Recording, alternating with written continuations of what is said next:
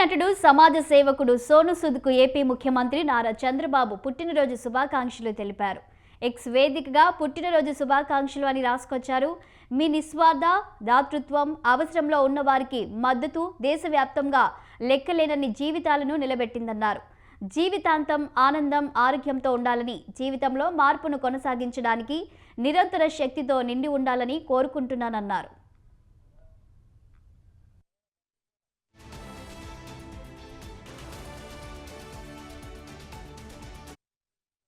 సోను సూద్ గురించి చెప్పాలంటే కరోనా రాకముందు, కరోనా వచ్చాక అని మొదలు పెట్టాలి.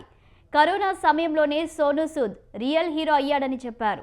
అప్పటి వరకు రియల్ విలన్గా ఉన్న సోను సూద్ కరోనా బాధితులకు సహాయం చేసి రియల్ లైఫ్ హీరోగా మారిపోయారు. ఈ క్రమంలోనే ఆయన బర్త్డే విషెస్ వెల్లువెత్తుతున్నాయి.